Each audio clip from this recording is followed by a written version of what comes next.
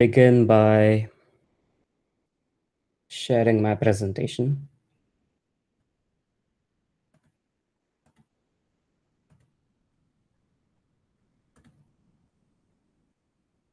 Okay, so I hope you all see this nice picture. And just a heads up, I plan to leave some time at the end. I haven't really timed my talk, but I'll try to leave enough time at the end for you to ask questions. But if you have questions anytime in the middle, feel free to interrupt. And I'm not sure how you're moderating it in terms of any. You can post the window in the chat, and one of the coordinators can point me if I fail to see it. Otherwise, you can just speak up. I don't mind that at all. And at the end, I'll be happy to share uh, any experiences or talk about anything that you want to know. So let's start off by actually, I'm going to ask you to close your eyes. I know this Zoom or Google Meet fatigue is a thing, right? And you feel like closing your eyes midway through the presentation anyway. So let's begin with that. And the reason is I'm going to start off with a story. So imagine that you're sleeping in a forest cabin, you're camping all by yourself, and it's been a silent night except for the jarring sound of crickets chirping all around you. There's this constant noisy buzz, right? And early in the morning, you are awoken by some soft sounding chirps of a bird. And it's a really sweet sound. You enjoy it, and it awakens the curiosity. Your eyes are still shut, but it awakens the curiosity within, and you just try to imagine what the bird looks like. And given the way it sounds, you think it's a tiny fluffy bird, really colorful with a vibrant plumage. And now you really want to go out and see it. So yeah, you overcome your laziness, you get up and go out. You've been hearing its chirping sound, uh, and just the fact that you have two ears and one of your ears catches that sound before the other, you can pinpoint its location where you think the sound is coming from. And despite the fact that it's above all that buzz of crickets, you look there and you're expecting to see this tiny, colorful bird, but it ends up being a big and ugly cuckoo, right? Um, and if nothing else, it helps you appreciate the fact that you need all of your senses to get the whole picture. You can't rely on just one thing. And by the way, if your eyes are closed, you can open them now, and you can look at this pretty picture here. The way we've been doing astronomy for the last 400 years, since Galileo first pointed his telescope, has been the other way around. Like we have been only been using one sense, but it's always been seeing things. We've always used electromagnetic observatories and telescopes to study the universe. And that all changed in 2015 when LIGO made its first detection of gravitational waves. And this is what the picture tries to visualize. So these waves are really something we hear because they're literally vibrations in the fabric of space-time that Einstein posited in his general theory of relativity. And this picture tries to visualize them. You see all these beautiful harmonics, and that's what we have built these unique instruments, the gravitational wave detectors called LIGO and Virgo, and there's more coming up, including one in India. So this is really an exciting time, and that's a broad field I work on. So that's what I call the space-time symphony, because hearing, we have opened a new way of studying the universe by listening to it. And over the course of studying whatever research I've done, I've also made an effort to talk about it. I do a lot of science communication, and a lot of it started with talking about gravitational waves and LIGO. And it's really important today that we do that. And I'll tell you, how I started out and how you can also spread, the right amount of scientific temperament around. So I have never given an alumni talk before, and I thought I should make an introduction slide, but I was a bit embarrassed in doing so. But then I remembered something even more embarrassing. So when I first joined IISER, so I was this roll number like 2012 1054. I don't know what you all are now. It's 2017, 18, 19. Makes me feel really old. But in our first year, we had this HSS course where each of us had to write an introduction, like a paragraph describing yourself. And it was torture. Like we all did that, and it was shared among the whole batch. Um, and looking back, it's really funny, and it also teaches you never be ashamed of what you say. I describe myself as an average. Liked physics. Astronomy was always a back of the mind interest. I wanted to explore other fields, and eventually I ended up in astronomy. But I wasn't, steadfast on that thing. Um, and I really won't go into the other things. Music. I said I love country music. I'm sure I didn't even know what country music was at that time. Like now that I live close to Tennessee here, I definitely do not enjoy country music. Um, and yeah, some of these things haven't changed. I'm still left-handed and stuff. But I'm happy that like 8 years on, I think I have more interesting things to talk about myself. So this is who I was before I joined IISER. And this is who I am today. If I had to describe in 3 bullet points, I'm obviously doing my PhD here in the field of gravitational waves at the University of Mississippi. It's in a small town called Oxford, um, in North Mississippi. So it's a small college town. It's a rural setting. Um, it's about an hour away from Memphis, which is the closest city from here. But yeah, being a small town means that I also get to enjoy some really dark skies. So it's good for astronomy.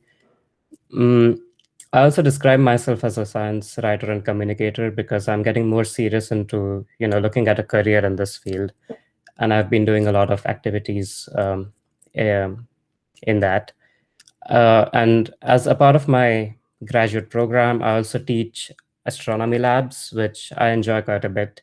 And it also gives me time to, play around with the telescopes that the university has to go outside and do some astrophotography. So that's been my COVID pastime. Like everyone's been doing something new, so that's been my thing. And yeah, the university is affectionately called Ole Miss, and that's the water tower we have. And next to it, you'll see Comet Neowise, which I hope at least some of you got a chance to see through binoculars. It was really beautiful. I spent like at least 2 weeks chasing that comet and trying to image it from different settings against different backgrounds, and that was like something to take my mind away from everything bad that's happening in the world right now. Mm, and yeah, this is not really an astronomy research school, so we don't have a big program except for teaching. But we do have a group that studies gravitational waves, and that's the reason I'm here. We mostly teach undergrads. We do have this nice, I think it's a 16-inch telescope. It's really old. It's about 120 years old. So it's really cool to operate it. I just took this picture last night. um, and it's got a mix of new technology and the old stuff, and you really get to put yourself in the feet of whoever was doing astronomy 100 years ago and try to imagine how it was like back then. So that's pretty cool. So let me get to talking about what I do. So the field of gravitational waves is huge. So it's got so many different elements. Of course, what we study primarily is the astrophysical objects like black holes and neutron stars, which are heavy enough, dense enough to perturb space-time so much that they produce gravitational waves that we can detect. Now, this field has been vogue for a long time, and I imagine you've been attending a lot of similar talks about gravitational waves. So I wanted to keep that to a minimum, but I know that's probably it may not be the best assumption. So again, if you think I'm skipping over a few things, feel free to interrupt and ask me questions. So you have these events like I mean, the vanilla event that LIGO has seen until now is, pairs of black holes or neutron stars, these compact objects going around each other, and as they uh, so you really have this asymmetric motion of heavy masses that gives off gravitational waves. And that gives off the signal. I'll talk about what the signal is in a moment. But as they are far away and going around each other slower, you have the gravitational wave signal that's weaker, but the whole system is losing energy through the gravitational wave radiation. So it comes closer together. And as it does so, it starts spinning faster. So the two black holes are going faster around each other. And then that increases the amplitude of the gravitational waves until they're so fast, I think they go around each other at a fraction of the speed of light and they finally merge. So we call this whole signal a chirp because you can listen to it. As I said, all of these signals, you can convert them into audio because you're literally hearing these objects and it sounds like zzz. So that's how chirp is defined in signal processing.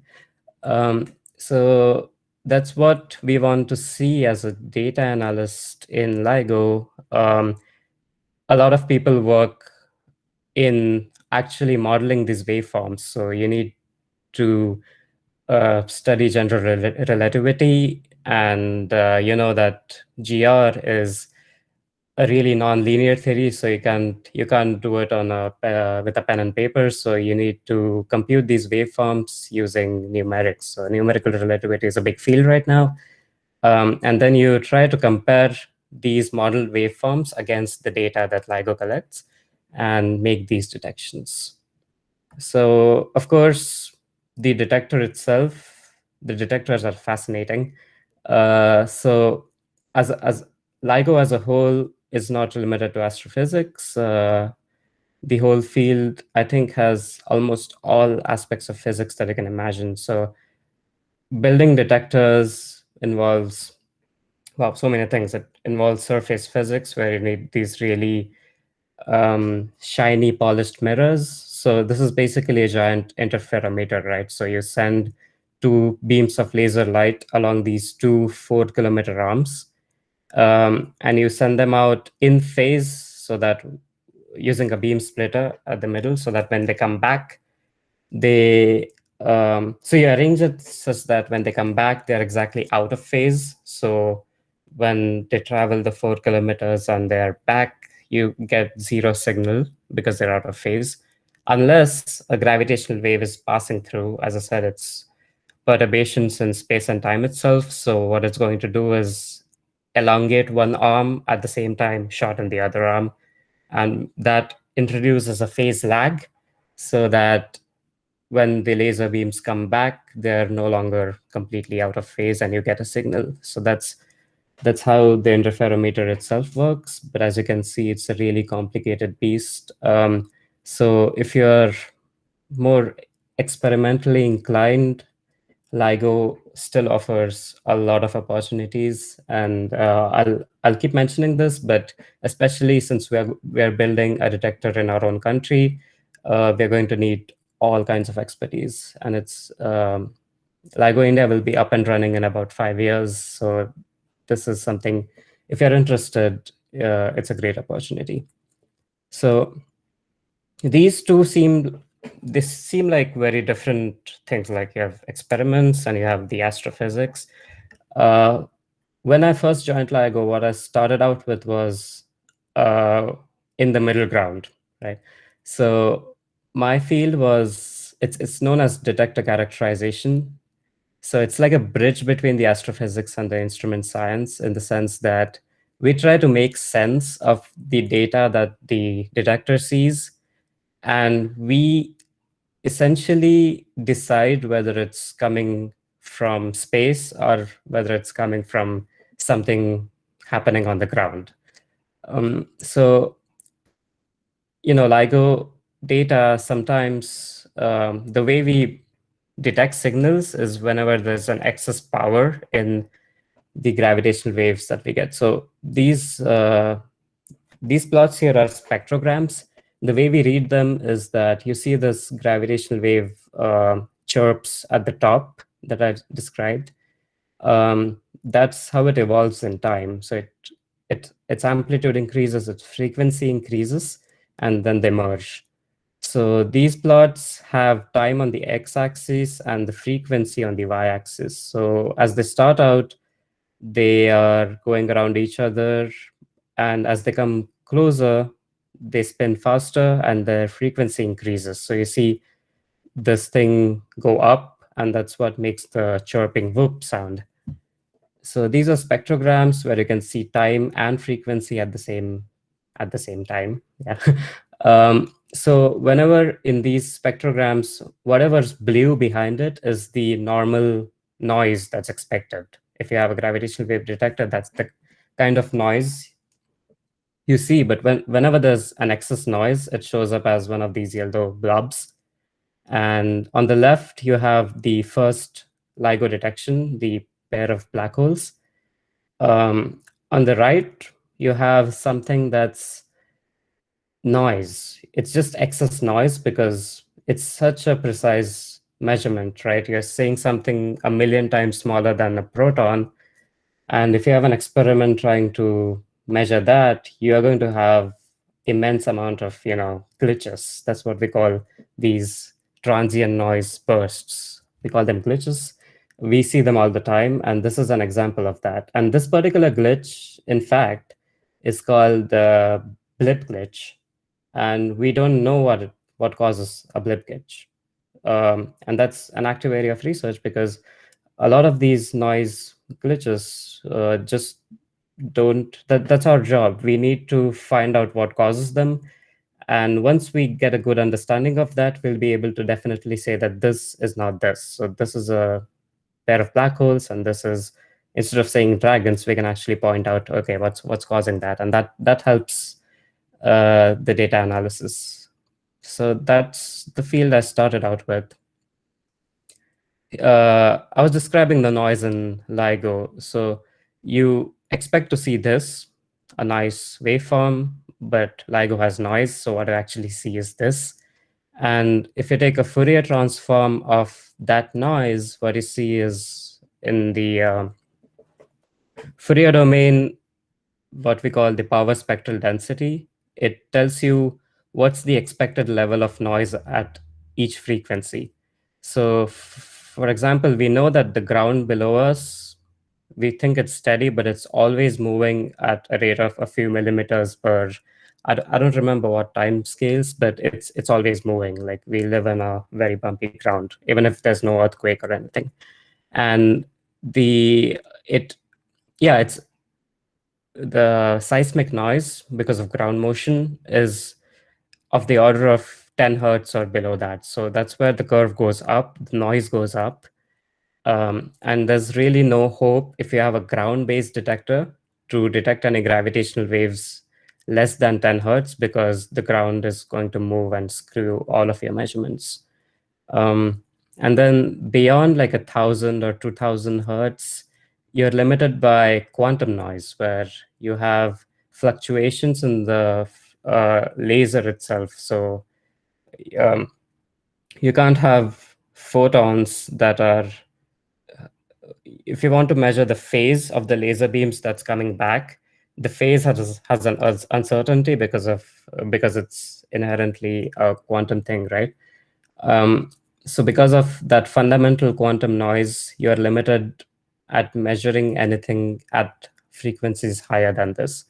So what LIGO sees is predominantly something between around the range of a few hundred hertz, and this red thing that I drew is how the waveform, how this binary black hole waveform looks in the frequency domain. So as long as this waveform is above the noise floor, you can detect it in your detector. So you can see that the red and the blue LIGO detectors, they are well below the signal. So that's how we saw um, the signal was very loud. Virgo, the European detector, it's new. It's just joined the game, so it's constantly improving. Its noise floor will eventually be as good as LIGO. But in Virgo, the same event that we see in LIGO is not as loud because of this. And you see all these little ugly spikes everywhere. And these are just, again, sources of noise that we know, because in the US, in India, we have the power mains, the electricity having a frequency at 50 hertz. In the US, it's at 60. So you see a spike at 60 hertz. And you can't operate a detector without electricity. So you're always going to have that noise. You just live with it. Um, so that's what we as, DETCHAR, detector characterizers, work, is that we want to characterize every source of noise that a detector can possibly get. But it's a really difficult job, as I said, because these things like blips are, we see them all the time and we really don't know what causes them. There's whistle glitches, which are due to the electronics in the system. The scattering, because at the end of the day, you're shooting lasers for 4 kilometers, even if it's in a vacuum, it's going, you can't shoot it straight, right? The laser light is going to scatter, it's going to, bump against the detector walls, and it's going to, when it comes back, it's going to show this glitchy behavior because of scattering. And by studying how we see that noise, we can tell the instrument scientists how to correct it. Um, so, yes, Sumit, sorry for no disturbing. I problem. have a Yeah. question. In the previous slide, there's a huge spike at around 1000 hertz. So what is it? Any sort of abnormality, or what does it correspond to? Yeah, so the 1,000 hertz spike is because it's a well-known one, because if you have seen pictures, I don't have one to show you right now. The mirrors that LIGO uses to bounce the laser light back, they're suspended. So we want to isolate them from the ground, and they're suspended using fused strings. And it's a multi-level pendulum, because the more levels you have, the more isolation you get. But at the end of the day, the strings will vibrate, um, and that's what we call violin modes, because they just vibrate like a strings on a violin. So I think that's the fundamental spike, and then you have a few multiples of that. So those are the violin modes of the suspension. That's suspension noise. But yeah, that's a good question. It's really interesting to look at all of these and try to figure out. It's kind of like playing detective. And one way we do it is look at summary pages. So I'm going to exit and show you a look around how they, look like. Um, so these are public, by the way. Everyone can see these pages, except you don't see all of it, because you need to be a member to have access to all the channels. So let's go back to a date when LIGO was taking data. I think in February it was working. Let's try Valentine's Day for no reason. Um, and yeah, you see that at that day, that was the noise floor. In addition, so that's what the gravitational wave channel is seeing. That's where you see the gravitational wave if it comes, right? Um, but in addition to that, LIGO has like hundreds of thousands of different channels collecting data all the time. And that data may be something like ground motion, where you have like seismometers trying to see if there's any earthquake. You see some bumps, it may not be an earthquake or like a little earthquake.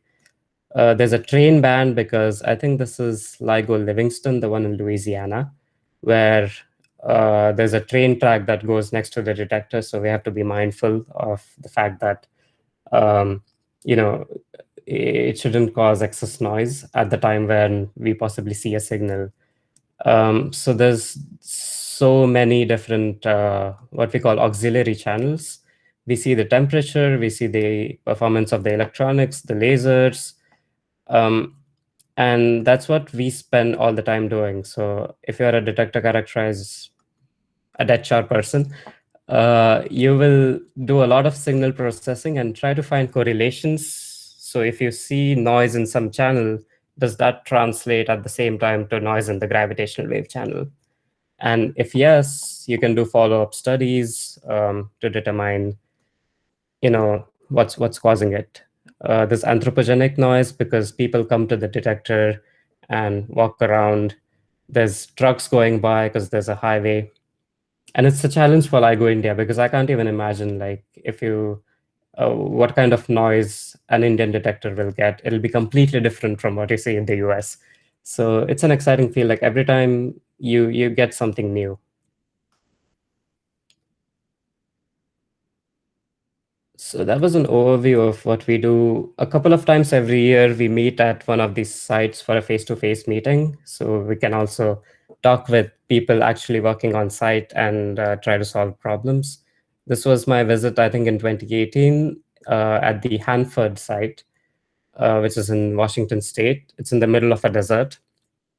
And right next to the plutonium reactor that built the atomic bomb that they dropped in Nagasaki uh, on August 9th. So it's next to that nuclear site. So it's a historic scientific site. It's pretty cool. And that's me with a couple of my colleagues. We just went inside. On that day, I think what we were doing is trying to um, adjust the levels of the air conditioner.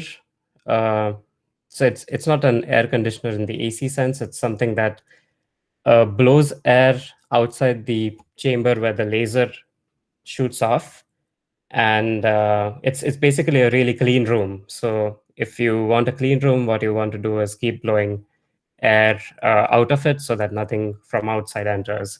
But we can adjust the levels of that particular instrument to make sure that the noise because of that doesn't spill into our data. So we wanted to find a sweet spot. Like we want to keep the room clean, but we also don't want noise. So we were just playing around with that on that day. So it's a pretty cool thing. When you're on the site, it really makes a difference because otherwise you're just looking at all these, time series and frequency series and trying to find correlations. When you're on the site, you actually see those instruments with your own eyes. So that was super cool. So LIGO Sumeet, itself, yes, go ahead. yeah, like what are the fancy glasses for? Oh, these glasses are to protect us from the laser itself. Yeah, it's it's a safety measure. Okay, okay. There is a question in the chat by Sayan Yogi. How do you differentiate between noise due to a train and a person walking? I mean, both must produce random noise. Is machine learning implemented? Thank you. Yeah, good question. At the very basic level, a train and people walking will produce noise of different frequencies. So it's random noise, yes, but the noise itself has a characteristic frequency, mm, and you to a certain extent you can look at it by the eye, and we have divided our channels such that one channel looks at people noise and one channel looks at train noise. So we can do that just based on the frequencies. But there are cases where things do get mixed up. And yes, machine learning is being used a lot these days, especially in Datchar. Uh, my project that I did that I'll talk about also used machine learning, but for a different application. But for this, I'll mention it now. There's one thing called Gravity Spy. So it's a citizen science as well as machine learning based tool where you can go and identify these spectrograms, and they classify them on different based on different morphologies. So this one looks like a fish, this one looks like, scattering. And then you can train machine learning algorithms to differentiate or classify different kinds of noise. So that's definitely being used a lot. Yeah, LIGO itself is, yeah, beyond the science, it's a community of, more than 1,000 people. The number keeps increasing, and it's a really nice and inclusive collaboration. So one thing I've been involved with is this project called Humans of LIGO, of course, based on Humans of New York, where we try to bring the people to the front. That's really important, to not just talk about the science, but talk about the people doing the science, talk about where they come from. Everyone has struggles, everyone has different hobbies, and so on. So we just want to create this platform so that people can talk about themselves. And it's been a really mm, welcome collaboration. It's a great, thing to work on. We have lots of telecons, and everyone, no matter who you are or where you come from, you get a chance to speak. Of course, it's a collaboration of physicists and engineers, and there's a lot of bias in these fields. Uh, Physics itself has a long distance to cover in terms of including different minorities, and that spills over even to LIGO. But we are doing our best to, minimize that. So this is one of the efforts um, on that. And we have chronicled a lot of humans, but my favorite one was this one, Thirsty the Raven. So I pointed out that the Washington LIGO, it's in a desert, in the middle of a desert. And that particular detector was constantly getting a certain kind of noise, which was like a tapping noise, like tuck, tuck, tuck, tuck. Of course, you can't directly hear it. You see it on the spectrogram. No one really know what caused it. Um, that was before, I think there was Dr. Beverly Berger and Dr. Robert Schofield. Like, there are a couple of people, professors, who really have an eye for these kind of things. Every time they walked to work or back home, they noticed ravens, which actually come and try to. They're thirsty ravens because the detector is in a desert, but we have cooling systems which use liquid nitrogen that's transported through pipes, and there's ice forming outside those pipes because of that. And the ravens come, they're thirsty, they want water, and they keep pecking on that ice. And they just noticed that the frequency of that pecking exactly matched the frequency of the noise that they were seeing in the uh, in the in the channel. And yeah, they did a few more tests, and they determined that that's the raven noise that was coming because of that. And that's a funny story. And it was it made it made news enough that we made a post on the raven for the Humans of LIGO blog for Halloween as a joke. So yeah, Detchar, as I said, like every time you get a different kind of noise, and sometimes it's something silly, like opening and closing a refrigerator, or a telephone on the site. um, and it's pretty fun to find out what's causing everything. Uh, uh, Question yes. one more. Okay, so Arya Samantha is asking, has the idea of putting up a LIGO detector in space been plausibly rejected, or is that something not worth the effort? Oh, it's definitely happening. So this one is called LISA, LISA, the laser interferometer space antenna. I think that's what it stands for. And once LIGO made the detection, the LISA project was always in the works, but once LIGO proved that gravitational waves definitely exist and we can detect them, LISA got accelerated funding. So it's a joint project between the US and the European Space Agency. And I think around 2030, 2035, it's going to be a set of 3 laser antennae that we send out in space. Instead of a 2-arm interferometer, it's going to be 3 of these shooting lasers at each other. And that's super cool because, yeah, you get rid of all this seismic noise, so you can look for gravitational waves at low frequencies, less than 10 hertz. So in really low frequencies, what you can see is not just the kind of black holes we've been seeing, but you know that the centers of galaxies have supermassive black holes. And when galaxies merge, these supermassive black holes have their own mergers. And you'll be seeing those kind of events because they occur at low frequencies. So that's something to really look forward to. Maybe you can join that particular field when you do your own PhD. You pick something for that. Yeah. So I've talked enough about black holes. Neutron stars are uh, in a way more exciting because you can see them.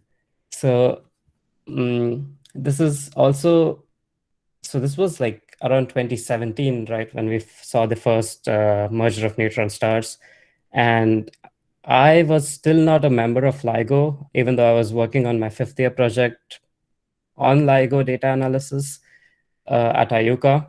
But I was mad that I was kept out of the loop. I wasn't told of this news. But anyway, I know that these mergers were eventually going to be detected.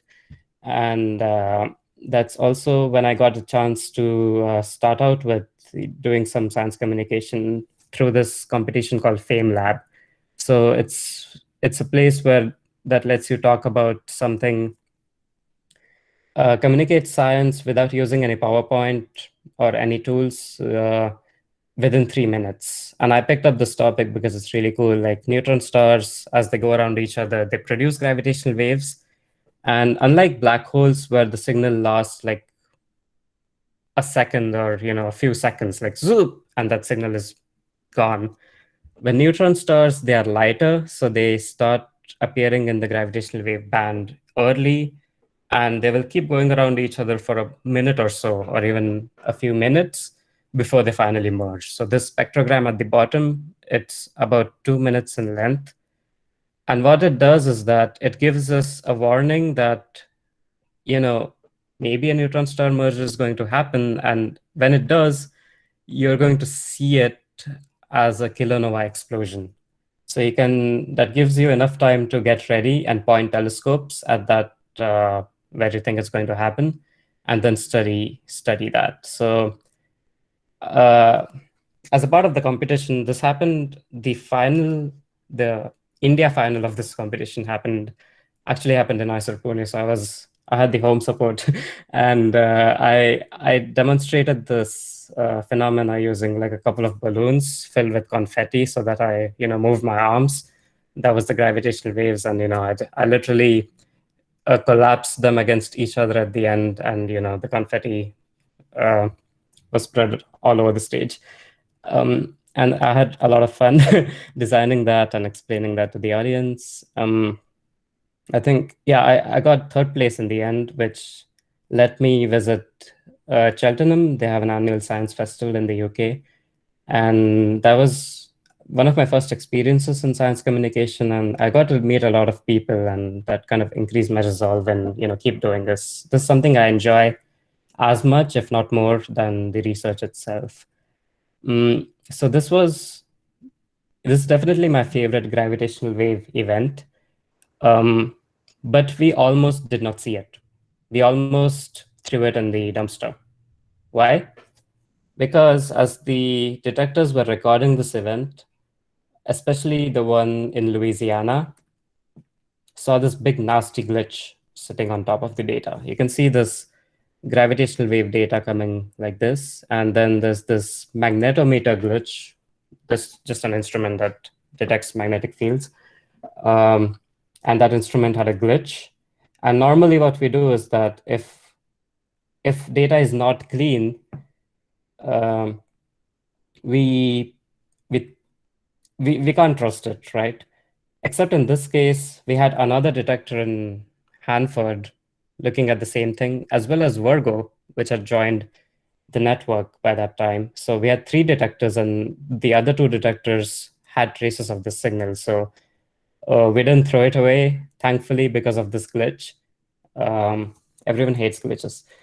And then we actually found out that it was this really cool event, and even followed it up with looking at the kilonova using all kinds of telescopes. So that's why depth chart is important, because we need to handle these glitches, right?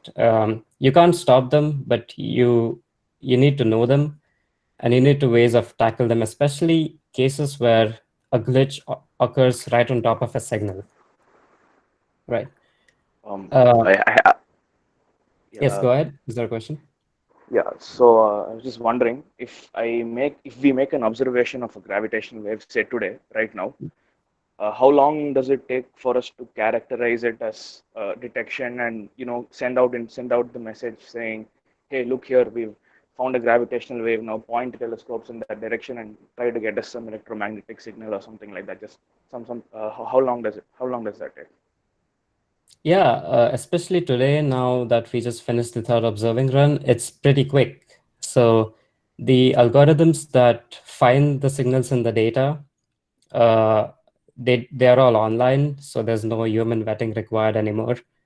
And they register the signal, and I think within minutes, I think the time scale is minutes now, you can study the signal in a preliminary manner. If you're just trying to make a detection, you don't worry a lot about if it's astrophysical or not. Anything that's significant, you pick it, and then you characterize it, and you see where the sky location of the signal is, and then you can create that alert. And there's like a database. These days, these alerts are being made public. Earlier, astronomers used to sign a memorandum of understanding with LIGO saying that if you see a signal, tell us, and only us. But now these alerts are public, so anyone with a telescope in their backyard can, sign up for them. And I think within minutes, you can get where to search for. And that's, again, that technique needs a lot of fine tuning. That's a very active area of research within the collaboration, but it's pretty good right now. And especially if it's a binary black hole signal, we don't normally expect an electromagnetic emission from that, but who knows, right? So those black hole signals, since they're only a few seconds long, if there's a glitch on top of them, it's going to wipe off a lot of information from that, as opposed to a neutron star signal where you had 2 or 3 seconds affected by the glitch out of a minute long signal. So one of my first projects in this was to try to use machine learning to um, handle cases like this, where you have a nice gravitational wave signal coming along, but there was a glitch in the middle that we had to cut off. And the process of cutting it itself damages the information we have, so that when we create these sky maps to alert astronomers, the sky maps will just be wrong, so we are wasting their time and money. We don't want to do that. So I worked on using machine learning to try and effectively reconstruct, given that the signal's been evolving in this way before, and given that this is how it merges, can we just fill in the blank using neural networks? So I developed code for it, and when you write your own code, you get to name it. So I named it Netfix, which is a neural network to fix gravitational wave signals overlapping with short duration glitches. Uh, if you're in astronomy, it's your job to come up with bad acronyms. I'm sure you all know that. And it also gives me a chance to say, when people ask me what do you work on, I say Netflix. So that's the purpose of this, is that you have this signal, which is, if there's no glitch, it's supposed to look like that. When there's a glitch and you cut off that glitch, you gate that glitch. That's how it looks like, but you can use neural networks to try your best to reconstruct it in that way. And that's how it works. I do everything using scikit, which is it's a machine learning module in Python, really easy to learn. And that's the idea. You have a time series with a signal with different, you can model it with different background noises.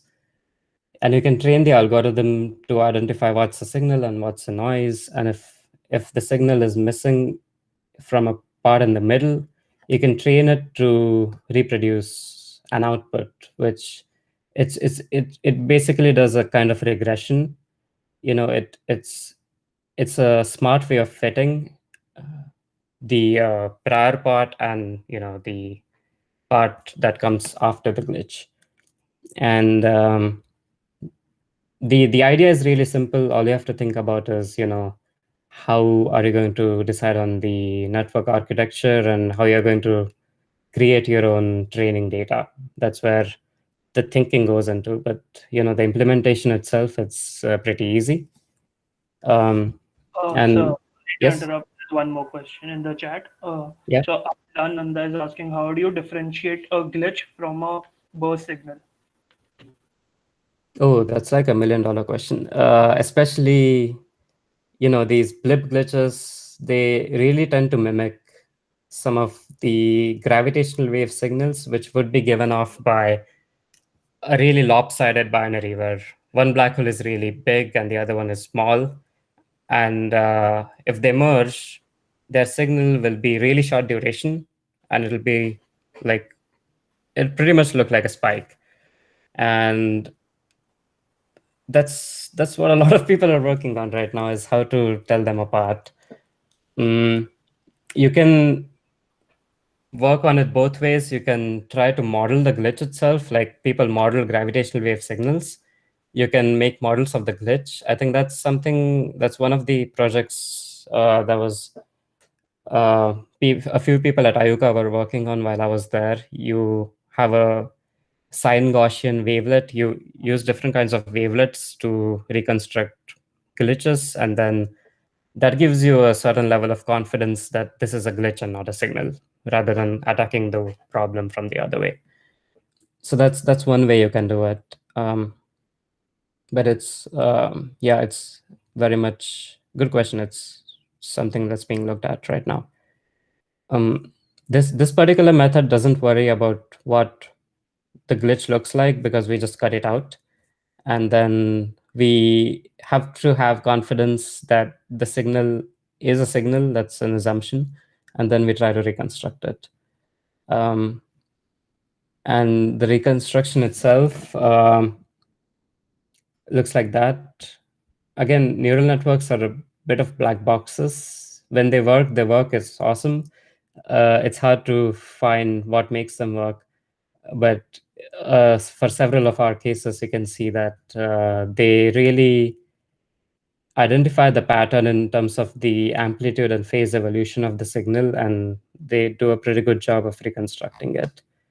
And once you do reconstruct it, you can send more accurate alerts to your astronomer colleagues so that they won't be mad.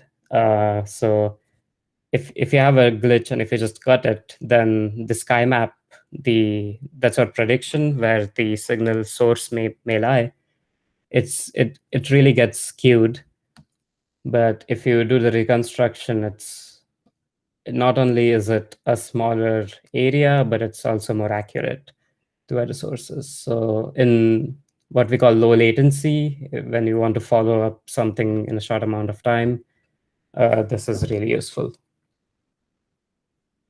All right. So yeah, that's what I worked on for my first couple of years. We're finishing up this project, but now my interest has swung towards the astrophysical side of things. So what I'm working on is to explain a mass gap in the kind of sources we see in terms of gravitational waves. So this is like a chart of the detection of compact objects we have made. So we have seen a lot of black holes through gravitational waves, the blue ones, a lot of black holes through studying X-ray binaries. So they have been the lighter black holes observed using X-ray telescopes. And on the other side, we have seen a lot of pulsars using radio telescopes, and that's how they're plotted in terms of their mass. Mass on the y-axis, and we have made one merger of detection of neutron stars, and that's how much they weigh. There have been a couple of others in the most recent observing run, but this plot hasn't been updated with them yet. But there's a clear gap between, what's a neutron star and what's a black hole, right? And we are trying to explain, why is there a gap? Is the gap real? Um, if it's not real, why is it some selection effect because of our instruments? Or if it's real, then if we do make a detection in the gap, how can we explain it? So there's a lot of things to worry about. Well, not worry about, it's a good problem to have. And yeah, no one knows when a compact object stops being a neutron star and starts being a black hole. You don't know what divides them. Unlike, for a white dwarf, there's the Chandrasekhar limit where 1.4, a white dwarf can't weigh more than 1.4 solar masses. Anything more, it has to collapse. But there's not. It's very blurry when it comes to the gap between neutron stars and black holes. So I sort of have like a dubious distinction of writing about this before I started working on it. So that was like last year I started doing a lot of science writing, and this was one of the efforts where I attend this conference on science communication, which is a big thing in the US, organized by and for graduate students. And we usually write an article and get it reviewed by our peers, and they have experts who give us feedback. And my article was in one of these events. So starting last year with the O3 observing run, LIGO started releasing public alerts for all its events. And it gave a classification. It doesn't tell you what the masses are, but it tells you what kind of an event is it. Is it a binary black hole, binary neutron star, a neutron star and a black hole? Or does it have an object that's in this mass gap? So this was the first time a detection had this mass gap with a 99% probability. And I got excited and I wrote an article about it for the conference. 24 There hours. are more questions. Uh-huh. Oh, so Shreya Hirve is asking, are the black hole and neutron star mergers measured on different telescopes? Yes. So black holes are primarily in using X-ray telescopes, where you have a black hole and another star um, going around it, and the black hole really accretes material from the neighbor star, and that releases X-rays. That's how you see them. For neutron stars, most of them, I think, are pulsars. There may be other methods also, but yeah. So I Hi. think it's Hello. Yeah, go ahead. Yeah. So then, how do we know that? So if they are around two different telescopes, then how do we know that like the mass gap that we are seeing is not because of the lack of a telescope that can measure anything in that range? Yes, that's a good point. It might be the case, it might be a systematic thing because of the way we observe these things. And that's the reason why having something like LIGO, which is completely independent way of measuring, can help us solve this mystery. Yeah, that's a good point. Was there another question? no, I was just commenting that even neutron stars and all, you can see it in X-rays. So basically, both binaries mass measurements are done radio and X-rays. You can do both. In Yeah. terms of, okay, so Yeah, that's right. Thanks. So yeah, LIGO releases these probabilities, right? And I wrote an article about a possible first mass gap detection. But 24 hours later, LIGO updated its probabilities because as a follow-up study, you can send out an alert within minutes, but people constantly look at that event and see, characterize it, and that can change. So it turned out to be a merger of a neutron star and a black hole, which was also a new thing because we hadn't seen that before. So I updated my article saying that, oh, we thought we saw this, but now we think it's a completely different thing. But that's not a disappointment because, yeah, that's something that's exciting also. So I changed the tone of the piece. And then the conference itself was in a month's time. So that was when the expert was going to provide us with some feedback on how well we wrote it. And a night before the conference, LIGO detected another event, and this time, again, it was a mass gap event with a high probability. And I knew that this wasn't going to change now. Well, one, because I had the inside data, but also if you are looking at the alert, if the sky map looks like really nice and constrained, it means that more than one detector has seen it, because you can localize things better, like your ears, with the more number of detectors you have. So it was probably a 2 or 3 detector event. So this was probably not going to change. So yeah, we did have a first mass gap event, and I had to change my article again. But we I learned a lot in this process, got a lot of good feedback, and the expert who was there, who was guiding me, encouraged me to fine tune my article and pitch it to different outlets. So pitching, when you're a writer or a freelance writer, is when you send emails to an editor, just giving an idea of what you're writing about and why you are the right person to write about it.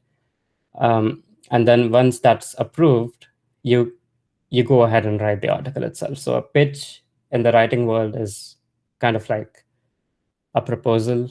I don't know what's the right analog, but anyway, I pitched it. I decided to pitch at the best outlet at the beginning, and I pitched it to Scientific American, and to my surprise, they liked it. So I ended up writing this article about mass gap objects, and how we are at the brink of figuring out this mystery between neutron stars and black holes. And if you want to read more about the topic, I'd encourage you to go ahead and check out the article. And funnily, I wrote this, and then it got me interested enough to actually pick up this topic and start working on it. So over the past 6 months or so, that's been one of my focus projects. So that gets me to a final few points, like why is it important to communicate science and how to do it well, right? So a friend of mine shared this meme with me a few days back, where we all know that we are living in a time where we need people to trust science and not the other way around.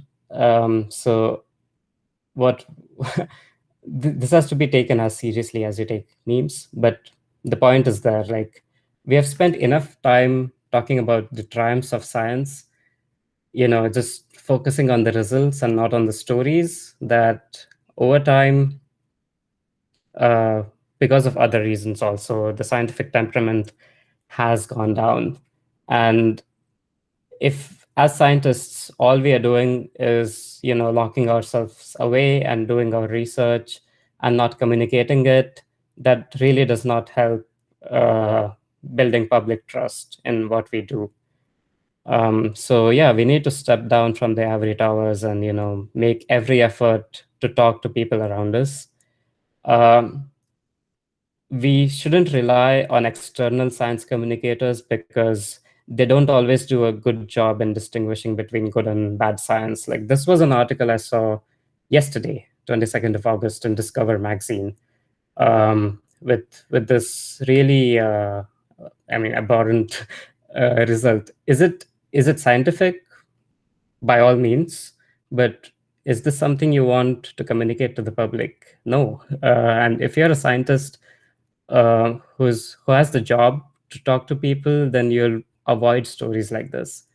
Discover, by the way, as you know, it's a really reputable magazine. It does a good job, a great job in covering different aspects, but this was an example where it really failed in its responsibility. How can you get started? Like, when I was in IISER, like, I was in your place with, you know, I was interested in doing this, but I had no idea of what kind of resources I had. You can just start with your family and friend circles, your family WhatsApp groups, and start a conversation. At least your family knows that you are in a science institute and you're studying science, so you have credibility within your own circles. But the more you do it, you can build the trust, and you pick a favorite medium. Like, I started making a couple of bad videos, but I made them. And I eventually settled on writing, which is what I do more. I have also started a podcast here. And there's like, I live in a small town, and we conduct a science cafe, a monthly science cafe, where we call people and uh, let them do talks. So you can find something around you, and you approach these places and just tell them we want to have an event like this, and more often than not they'll welcome you. So take initiative and uh, get started. I can offer more specific tips when it comes to writing. And the thing is, you start by reading a lot of good stories to see how effective science writing is being done, which is a lot different from what you do in writing for a scientific journal. You can check out these outlets. You can start writing locally. I don't know if you have something within IISER now, but I know there's a media center. Start working with that, or just write a personal blog. And once you write enough, you can do internships. I did an internship that was remote with India Bioscience, where I wanted to write not about astronomy, but something that's not my field.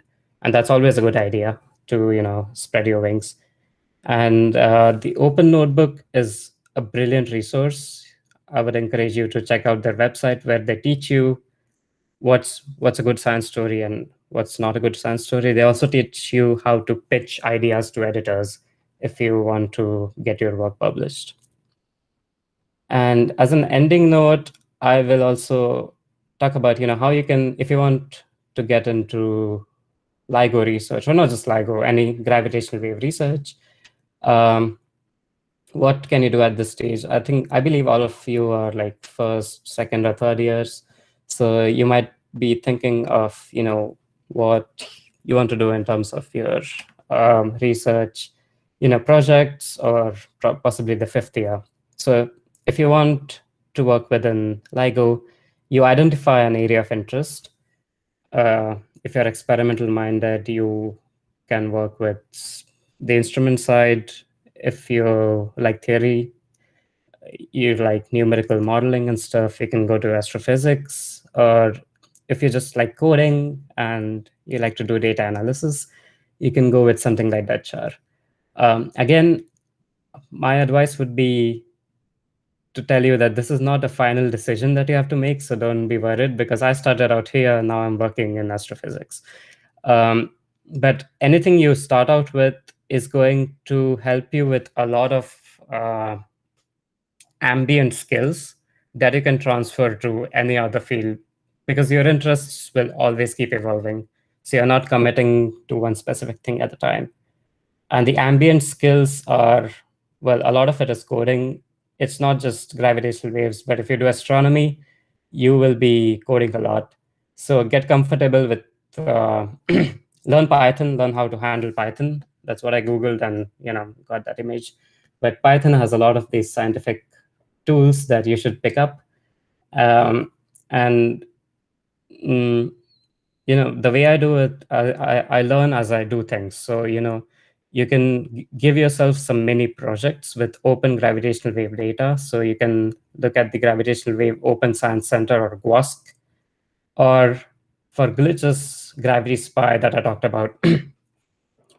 And start playing around. And if you do some things, you can also seek internships. And when you approach people, you can say that I've done these mini projects, I've played around with the algorithms and the code, and I would like to do something more serious. So there's a lot of people at IUCA, LIGO India, which has a presence also in IISER Pune now because of Tarun sir, who is there. But yeah, IUCA always welcomes. This was an I've heard people in IUCA say that they love IISER students working with them. They think we deserve to get paid for the work we do also. But yeah, don't tell them I said that. That they will welcome you, and that's great experience. When you're a little bit more experienced, you can apply to internships outside. For LIGO, Caltech has this summer undergraduate research fellowships. And because LIGO India is coming up, they also take a lot of students from India. So you can check out those internships. And this is not exhaustive. Of course, there's many other opportunities. So if you'd like to know more, you can approach me and I'll find them and let you know for something more streamlined or specific. And I think I went over time. I definitely went over time, but that's the end of my talk. I'll be around, so feel free to ask questions. Thanks for listening.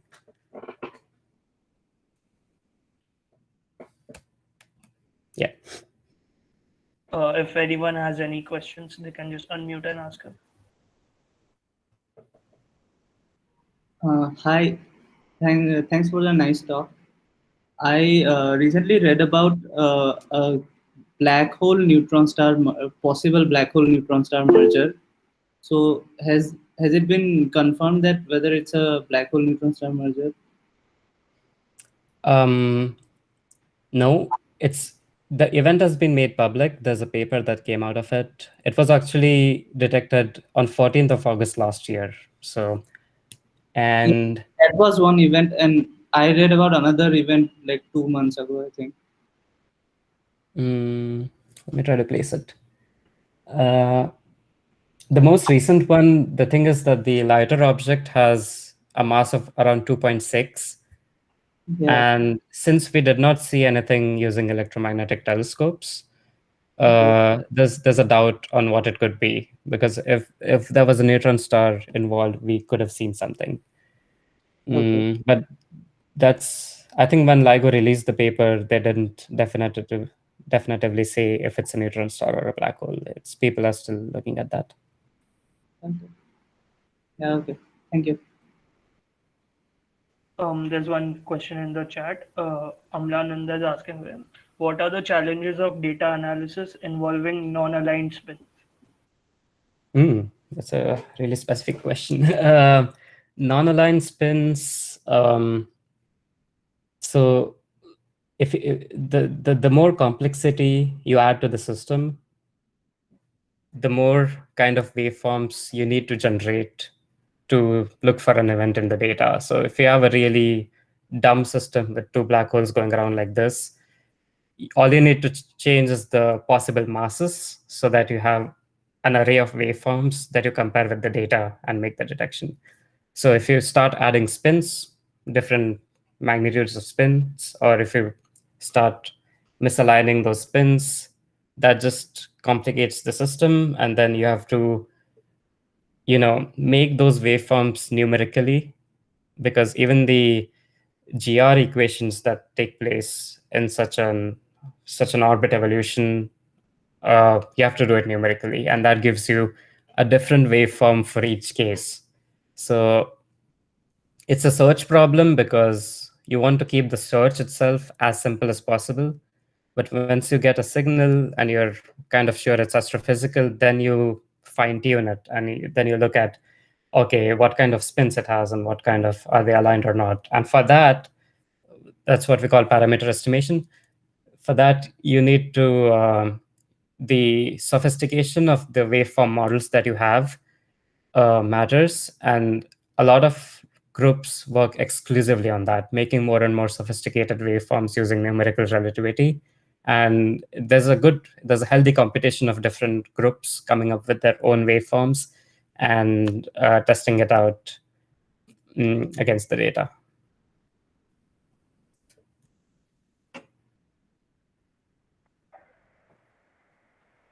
Yeah. So can you tell us about what projects you worked on during your DSMS, or which fields you explored? Yes. Yeah. Good question. I thought I made a slide on it, but I didn't see it. But yeah, I started in my third year, where I joined a project which actually Sujay, who is also in this call, he was working on.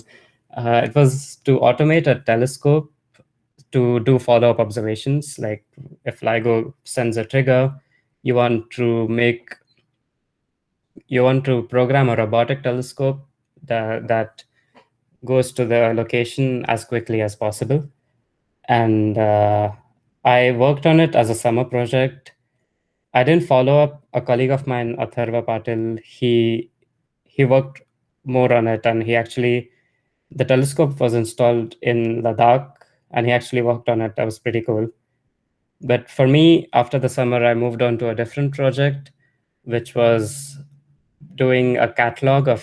There's a sky survey called the Catalina Sky Survey, which looks at near Earth objects like asteroids, and it looks the survey studies that, but it's also good for studying transient events like supernovae and things happening, especially kilonova mergers from neutron stars and stuff. So that project introduced me to different astronomy lingo and techniques of astronomy itself. Um, how how do you process images? How do you characterize different star sources based on their different color magnitudes and so on? So it was a very astronomy project that I worked on, and in the end I made a catalog of it that was served online. So it also helped me with doing some learning with databases and so on. And after that, I think for my fifth year, I started working more with LIGO data analysis, where I think my project was about how to use a mathematical technique which had been used in data science to simplify the search for gravitational waves. Like you have these long waveforms that you match. There's a huge number of waveforms that you match with data. So it's it's a huge task. So my project involved, applying some mathematical magic tricks to try and do the same task in a simplified way. So that was the gist of it. It's talking about it. It's a bit technical. It might get boring, but that was the task, and we published it, I think, about a year after I left IISER. Yeah. Yeah, thanks. Oh, I can see the chat window now.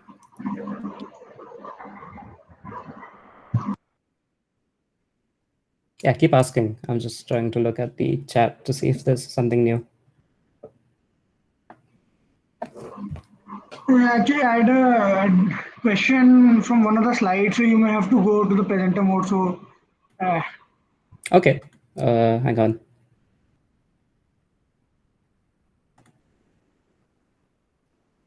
There you go. Okay. So do you know which one it was? it was the one where you presented the various types of noises, right? The earthquake, train, Uh, the so various you probably noises. won this page. Yeah, this one, yes. Yeah. So the anthropogenic noise graph is a bit different from all the others. Like there's a huge shift in the y-axis. So is there any particular reason for that? Like it stood out for me when you first put on the slide. Are you talking about this particular spike? No, I'm talking about the gap between the red graph and the blue graph. So in all the other ones, it's like almost parallel, but this one is like disjunct. One is going down while the other is moving up. So Yeah. it's almost like in music we have contrapoint. So it's almost like that. So Yeah, good point. Let's attack the problem together. So actually, the blue curves belong to LLO, which is the Louisiana Observatory, and the red curves are LHO, which is the Hanford detector. So the blue and the red curves belong to different detectors. So having said that, why is Louisiana having more anthropogenic noise than Hanford, whereas all other kinds of noise are about the same level. So there's like an order of magnitude difference. Why is it so? I don't think I have a definite answer for that. I know that Louisiana has, say, it has the train next to it. It's. We'll have to see if this carries on to all different days. Like 15th February, you see the same thing. 16th, they come closer. So there's like, I don't know if that's like a 5 sigma thing, but there's a definite difference in the two noises. It might have to do with the fact that, the terrain itself, like Louisiana, Hanford is more isolated from its surroundings. Like, not a lot of people live near the detector, but in Louisiana, that's not true. There's a train that goes by. It's built on swampy ground. It actually has alligators and stuff next to it. I don't know if that makes a difference, but yeah, I've never looked into this issue specifically. But that's a good way of thinking. Like, you look at these patterns and then you think about them. That's how you can do that's how you do lecture. So it's fun. Thank you.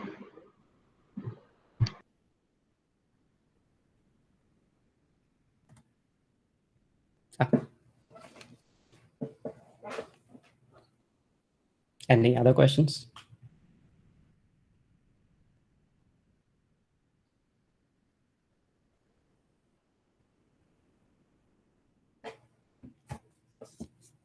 It's a totally unrelated question, but were you an early riser in IISER also? Was I an early riser? Never. Yeah, But so like you changed for after. today, I appreciate keeping this call today because it's a good reason to wake up early, and now that I have, it feels good. So I should do it more often. Oh, so you're not a regular early riser. We were discussing this that like it's so early for you in the morning and you still had no objections. So we were very fascinated, and you read our Instagram story at 5, I think, for in the morning for you. So we were very surprised that wow, yeah, like you're such an early riser. Oh, you But guys are doing. is it like are you? Is it like you specifically woke early for us today? Uh, Yeah, but it's not unusual. 7:30 is not too early. oh, Like I used to do that for, I don't know, we had 8 a.m. classes sometimes. yeah. Not bad. Oh, thank you. Yeah, and thanks again for having me. Like, I enjoyed doing this talk. And if anyone of you wants to ask me more specific questions, I will. You can email me. I don't know if y'all have my email, but like I recently made a new website where maybe I can post it in the chat window. That has a little form at the end where you can send me an email. So yeah, feel free to contact me there. Chat at www. Website is a bit raw, and yeah, it's a broken link.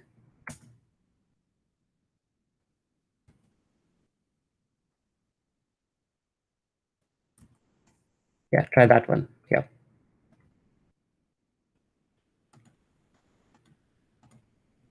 Cool. I just made the website, so the website itself is not complete, but at the end there's a form that you can use to contact me. So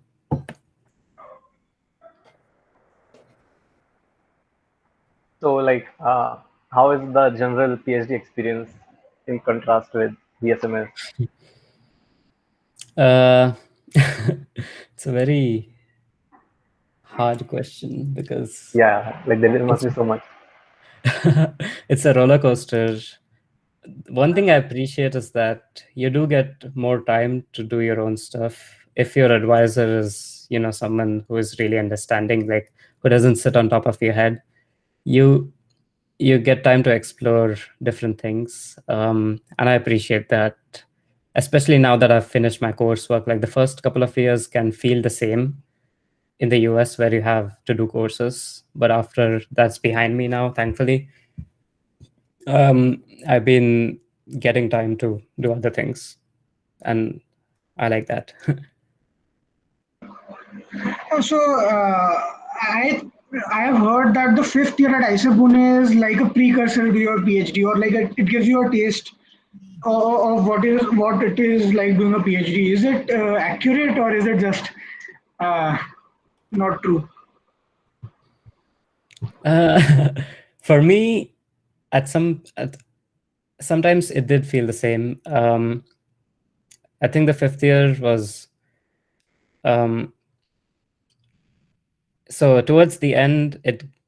As we move closer to the thesis, it feels more stressful, and I'm not there in my PhD yet. I think I still have a couple of years to go. So in terms of the broad timeline, I'm more relaxed, and as opposed to IISER, where you had all these things and other things like applications and stuff on to worry about. But in terms of the research itself, in my experience, it was a similar kind of work. So that helped. Thank you. No problem. Yeah. If I may ask, what are your plans after your PhD? Yes. So I don't know if I'll stay in academia after this or not, because it's a very specific path to carry on. And as I said, my interest in doing science communication and writing has increased for the past couple of years, and I am trying to do internships here in the US. There's a lot of opportunities to work with different media outlets. I had plans to do one this summer, but obviously COVID wiped all the plans out. But I intend to keep doing that, and eventually I would love to have a job where I work in producing media, whether it's writing or whether it's something else like uh, making videos and so on. That's something I do enjoy a lot more at the moment.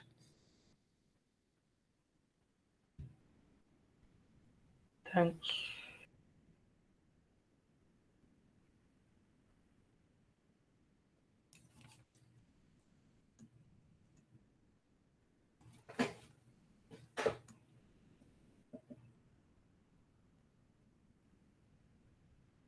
Okay, so seems everyone is satisfied, and it was good talking to you all.